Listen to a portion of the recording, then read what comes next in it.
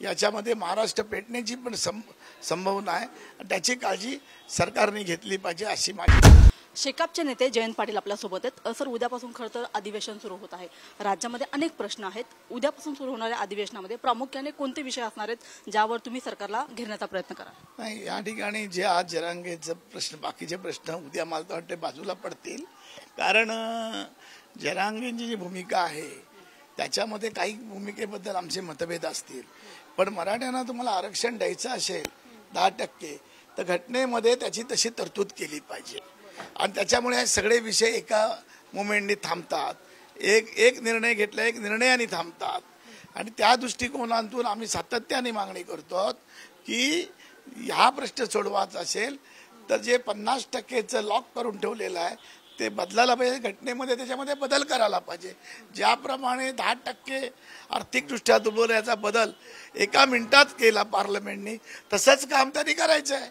बाकी या विषयच नाही वाढत, कोणाचं काढण्याचा पण प्रश्न नाही आणि कोणाला देण्याचा पण प्रश्न येणार नाही आणि ती भूमिका घेतल्याशिवाय हा वाद मिटणार नाही आणि ती घेत नाही, हे सरकार जाणून बुजून घेत नाही असा माझा आरोप आहे। खरं तर सर, आपण सगळ्यांनी बघितलं, अख्ख्या महाराष्ट्राने बघितलं, जरांगे पाटील मागच्या अनेक महिन्यापासून आंदोलन करत आहेत। मात्र मागच्या महिन्यामध्ये वाशीमध्ये त्यांनी गुलाल उधळला, त्यांच्यासोबत मुख्यमंत्री देखील एकाच मंचावरती होते। मात्र आज ते सरकारवरती आरोप करत आहेत, माझ्या विरोधात सरकार कट रचत आहे असं ते म्हणत आहेत। गंभीर आरोप त्यांनी केलेला आहे।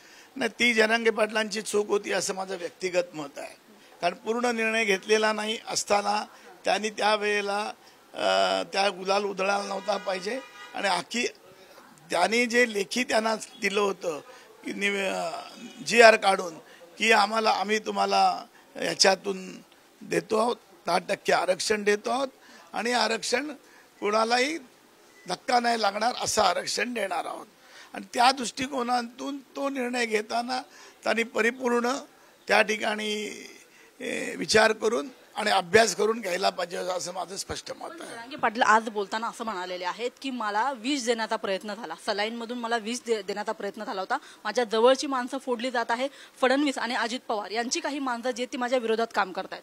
नाही, ही गंभीर बाब आहे, ह्याची हाऊसमध्ये उद्या चर्चा होईल की मला वाटत नाही की या पद्धतीचं कोण करेल, पण ते त्यांचं असेल तर ही यंत्रणा कोण आहे, त्याच्यावर पोलीस बंदोबस्त आहे, डॉक्टर जे आहेत ते डॉक्टर सरकारी डॉक्टर त्यांना ट्रीटमेंट देतात आणि मग हा मोठा गंभीर आरोप आहे की याच्यामध्ये कोण डॉक्टर आहेत, कोणाच्या सांगण्यावरून हे केलं असेल।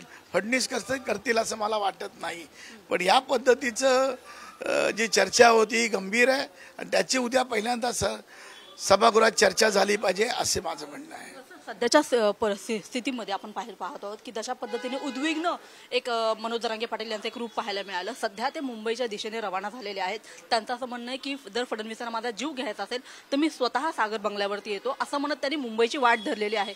काय वाटतं, मुंबईमध्ये कायदा सुव्यवस्थेचा प्रश्न निर्माण होईल, मराठा समाज आणखी जास्त आक्रमक होईल? ही जबाबदारी सरकारची आहे, पण मी बघितलेलं नाही आहे। मी आता तुमच्याबरोबरच विरोधी पक्षाच्या सगळ्या नेत्यांच्या बैठक आमची चालली होती, प्रेस कॉन्फरन्स होऊन मी आज बाहेर पडलेलो आहे, मी बघितलं नाही, पण अशी परिस्थिती असेल तर ते वाईट आहे की ताबडतोब थांबवण्याचा निर्णय सरकारने घेतला पाहिजे आणि तो चर्चेने आणि शांततेने घेतला पाहिजे की जेणेकरून याच्यामध्ये महाराष्ट्र पेटण्याची पण संभावना आहे आणि त्याची काळजी सरकारने घेतली पाहिजे अशी माझी भूमिका आहे। आपण पाहत आहोत की मनोज जरांगे पाटील मुंबईच्या दिशेने रवाना झालेले आहेत आणि या सगळ्या परिस्थितीमध्ये महाराष्ट्र पेटण्याची शक्यता सुद्धा नाकारता येत नाही अशी जी एक भीती ती जयंत पाटील यांनी या ठिकाणी सामशी बोलताना व्यक्त केलेली आहे। कॅमेरामन नितीन खरासह मी रुपाली बडवे, साम TV, मुंबई।